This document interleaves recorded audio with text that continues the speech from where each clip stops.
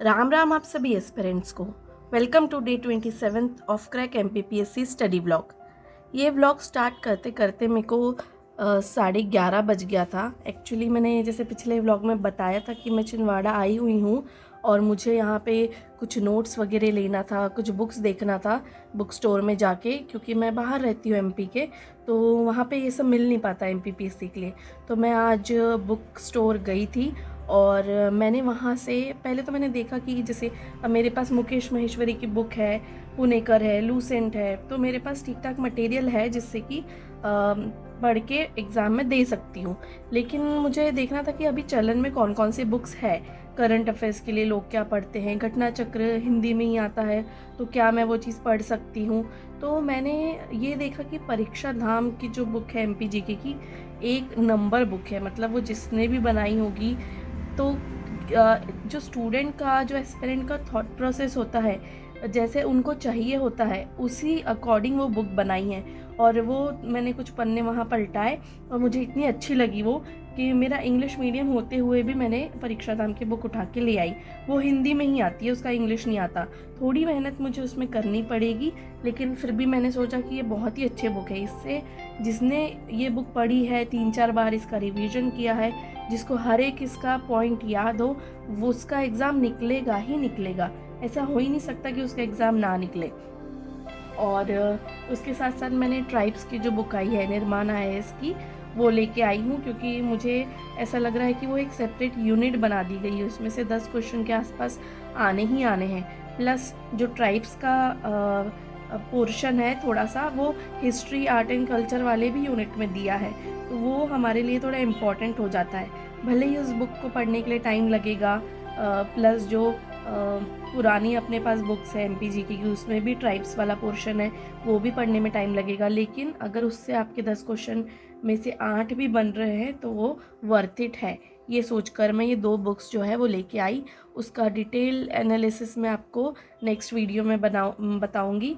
Actually हो ये रहा है कि मैं वीडियो बना तो लेती हूँ, लेकिन फिर अपलोड आज करूँगी, कल करूँगी। उसके ऊपर जो काम है एडिटिंग का, ऑडियो रिकॉर्डिंग का, तो वो सब मैं ना पढ़ाई के चलते, बीच में मेरी तबीयत भी ख़राब हो गई थी, तो इन सब चीज़ों के चलते मैं थोड़ा सा लेट हो जाती हूँ। अभी 10-10 दिन हो जा रहे हैं, मेरे तरफ से कोई वीडियो नहीं आ रहा है, उसके लिए सॉरी। और जैसे जैसे एग्ज़ाम पास में आ रही है, तो मुझे लगता है कि ये थोड़ा ऐसा ही रहेगा कि 10-10 दिन में ही वीडियो आ रहे हैं, या 12 दिन में आ रहे हैं, 15 दिन में आ रहे हैं। तो प्लीज़ बी विथ मी। और आप लोग भी अभी पढ़ाई पे ध्यान दो, ज़्यादा वीडियोस पे अभी फोकस मत करो। मैं अभी पढ़ाई के भी वीडियोस यूट्यूब पे नहीं देख रही हूँ, एक्सेप्ट जो मैंने बताया था ना, क्रैक एग्ज़ाम चैनल पे मैं करंट अफेयर्स पढ़ती हूँ, उसके अलावा मैं अभी वीडियोस भी नहीं देखती हूँ। तो अभी परीक्षा तक जो 28 अप्रैल अपनी डेट है, उस तक ऐसे ही चलते रहेगा। तो उसमें आप लोगों को निराशा वाली कोई बात नहीं है, आगे वीडियोस आते रहेंगे। और चलिए अब बात करते हैं आज के व्लॉग की। तो मैंने स्टार्ट किया था, जैसे मैंने बताया था ना पिछले व्लॉग्स में भी, कि जो पॉइंट्स मैंने लिखे थे उसके ऊपर मैं अभी जो भी बुक्स पढ़ूंगी तो उसमें आते जाएगा। जैसे एग्जांपल के लिए मैं बताती हूँ आपको, जैसे मैंने रिवर्स के बारे में एक पेज बनाया है, और डैम्स के बारे में एक पेज बनाया है, इम्पॉर्टेंट डेट्स के बारे में पेज बनाया है। तो उन टॉपिक्स से रिलेटेड जो भी अब चीज़ें आते जा रही है, मैं उस पेज में वो लिख लूँगी। अभी जैसे मैंने हु बिल्ट वॉट का एक पेज बनाया है कि किसने क्या बनाया है। तो अगर मेरे सामने आ रहा है कोई मंदिर, तो वो किसने बनाया है ये मैं उसमें लिख डालूँगी। फिर मैं आगे पढ़ते जा रही हूँ, फिर अगर किसी माउंटेन के बारे में आ रहा है, उसकी हाइट इतनी है, तो मैं माउंटेन वाले पेज में जाके लिख दूँगी। तो ऐसे मैंने चुनिंदा टॉपिक्स जो लिख के रखे थे पहले, उसके बारे में मैंने ये सारे पेजेस बनाए हैं और अब उसमें मैं लिखती चल रही हूँ। उसके बाद जब ये मेरी बुक, जैसे ही अभी जो आप व्लॉग में देख रहे हैं, वो मुकेश महेश्वरी की MPGK की बुक है। जैसे ही ये बुक हो जाएगी, इसके सारे टॉपिक्स जो है वो मैं पॉइंट वाइज लिख लूँगी। उसके बाद मैं इस बुक को हाथ नहीं लगाऊंगी। फिर मैं डायरेक्ट जो मेरे ये नोट्स है, नोट्स तो नहीं बोलना चाहिए इसको, लेकिन जो पॉइंट वाइज मैंने ये लिखा हुआ है चुनिंदा टॉपिक्स पे, उसको ही मैं पढ़ूंगी। और होता ये है कि जैसे जैसे एग्ज़ाम पास में आती है, आपकी स्पीड जो है ना वो अपने आप ही बढ़ने लगती है। पहले ऐसा होता था कि मैं 2 घंटे बैठती थी, फिर मैं थोड़ा-सा थक जाती थी, मेरी जो बुक पढ़ने की स्पीड है वो भी मेरी कम होती थी। अभी पता नहीं अपने आप ही क्या चेंजेस आए हैं, मुझे नींद भी कम आती है और कंसंट्रेशन भी मेरा हाई रहता है। अभी जैसे आज मैं पढ़ने बैठी हूँ 11:30 बजे, और मैंने ऐसा बिल्कुल दिमाग में भरा नहीं है कि मैं 12 बजे सो जाऊँगी, 1 बजे सो जाऊँगी। पहले होता था कि यार जैसे-तैसे मैं 1 घंटा तो भी खींच लूँ, पर आज मेरा है कि नहीं, मेरे को 2 पार करने ही करने हैं। 2 बजे के बाद तक तो मैं मतलब खींचूँगी ही। और एनर्जी भी मुझे अभी लग रही है, स्पीड भी मेरी थोड़ी पढ़ने की बढ़ गई है। तो ये जैसे-जैसे एग्ज़ाम आएगी वैसे-वैसे आप में खुद ही चेंजेस आते जाएंगे, क्योंकि इतना सारा सिलेबस आपके सामने रहेगा और आपको वो कंप्लीट करना है, तो उसके लिए स्पीड तो बढ़ानी पड़ेगी और ज़्यादा टाइम तो बैठना ही पड़ेगा। दोनों चीज़ें इंपॉर्टेंट है, और कंसंट्रेशन से भी पढ़ना पड़ेगा, अदरवाइज़ कुछ याद नहीं रहेगा। और अभी अपने पास टाइम नहीं है कि आप कोई बुक, जैसे अब फॉर एग्ज़ाम्पल मैंने ट्राइब्स की जो बुक लेके आई है, तो उसको मेरे को 3 बार पढ़ने का टाइम नहीं है मेरे पास अभी। मुझे एक ही बार पढ़ना है, एक ही बार में से जो चुनिंदा मेरे टॉपिक्स हैं उनके नीचे जो पॉइंटर्स है वो बनाते चलना है और उसी को रिवाइज़ करना है। पूरी बुक में 3 बार नहीं रिवाइज़ कर सकती, लेकिन रिवीजन भी ज़रूरी है, इसलिए कुछ ना कुछ तो मुझे लिखना ही पड़ेगा उसमें से। ऐसा नहीं है कि एक बार रीडिंग दे दी। पहले मैं क्या करती थी, बिल्कुल ब्लैंक होके एक रीडिंग ऐसी देती थी। अभी वैसा टाइम नहीं है मेरे पास। मुझे वो चीज़ जो है अभी फुल कंसंट्रेशन के साथ पढ़नी पड़ेगी। मतलब कोई क्वेश्चन अगर पूछ ले एक रीडिंग के बाद, तो मुझे वो चीज़ बननी चाहिए, ऐसी वो पहली रीडिंग रहनी चाहिए। उसके बाद जो मैं उसके छोटे छोटे नोट्स बनाऊंगी चुनिंदा टॉपिक्स जो है उसके ऊपर, और वो टॉपिक्स, हाँ, जिन्होंने पिछले व्लॉग नहीं देखे उनको मैं बता देती हूँ कि वो टॉपिक्स ऐसे हैं जो कि मैंने प्रीवियस ईयर्स में से छाटे हुए हैं। जब मैं पुणे करके बुक कर रही थी ना, तो जो जो टॉपिक मुझे लग रहा है कि इस पे क्वेश्चन आते थे, तो वो मैं पीछे उस बुक के पीछे में लिख देती थी कि इस टॉपिक पे आया है, अमेंडमेंट्स के बारे में आया है, आर्टिकल के बारे में आया है, कौन सी रिवर कहाँ से जाके कहाँ गिर रही है, ये आया है। तो ये जब मेरे पास पूरे लिख के हो गए, जब मेरी पूरी पुणेकर कंप्लीट हो गई, तो फिर मैंने ये टॉपिक्स एक एक पेज पर लिखे और उसके बारे में लिखते जा रही हूँ। और सबसे ज़्यादा पेजेस मेरे बने हैं बुक्स के बारे में, कि कौन सी बुक्स किसने लिखी है, और जो हिस्ट्री की डेट्स होती है ना, कि इस तारीख पे इस साल में क्या हुआ था, इस बारे में बने हैं। बाकी के मेले कहाँ होते हैं, कौन सा टेम्पल किसने बनाया, ये थोड़े से कम बने हैं, लेकिन फिर भी ये चीज़ें इम्पॉर्टेंट है, तो इन सबको पढ़ना पड़ेगा। अभी ऑलमोस्ट, अब आज कितनी तारीख है, 14 मार्च, तो 1.5 महीना, अच्छा चलो मार्च तो पकड़ते नहीं, अभी अप्रैल। जब मैं दिसंबर में व्लॉग डालती थी, जनवरी में डालती थी, तो मैं ऐसा कहती थी कि जनवरी, फरवरी, मार्च, अप्रैल तो अपन पकड़ते ही नहीं, ऐसा मैं पहले बोलती थी। अभी टाइम ऐसा आया है कि अब अप्रैल ही पकड़ना पड़ेगा। अभी ये जो मार्च है उसके 15 दिन तो छोड़ दो, अप्रैल ही हमारे पास समझो अब बचा हुआ है। तो मुझे बाकी चीज़ें तो कंट्रोल में लग रही है, लेकिन करंट अफेयर्स मेरा पहले से भी वीक था, और अभी भी मतलब मुझे ऐसा लग रहा है कि सब आधा अधूरा ही है।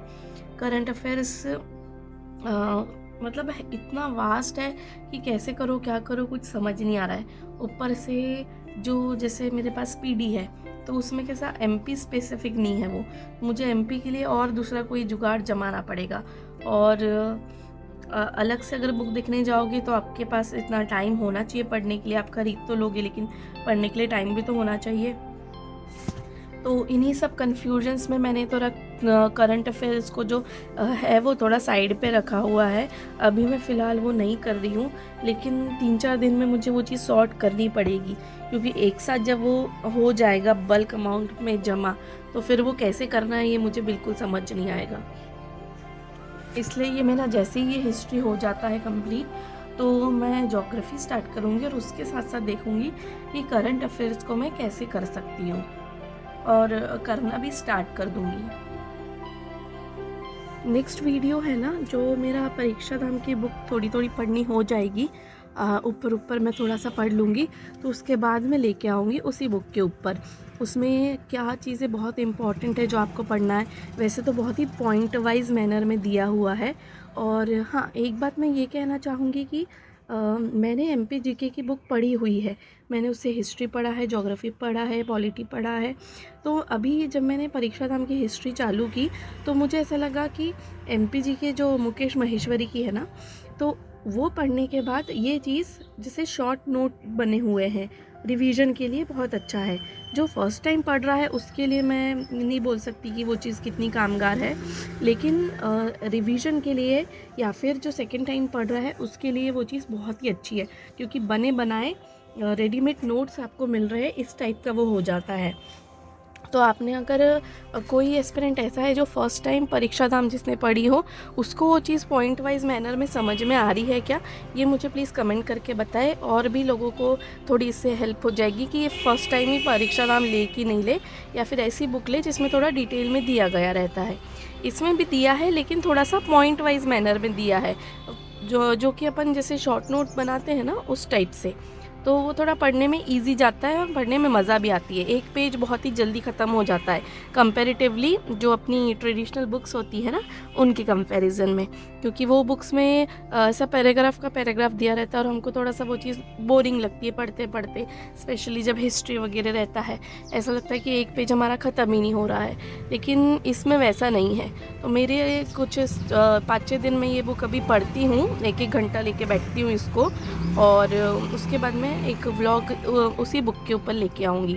प्लस जो है वो ट्राइब्स, अभी नई बुक मुझे लगता है ये सभी ने मंगवा ली होगी अभी तक, क्योंकि जो मैंने एक चैनल का नाम बताया था ना आपको, प्राची परिहार करके, उन्होंने ये बुक सजेस्ट की थी कि ये बहुत अच्छी रहेगी।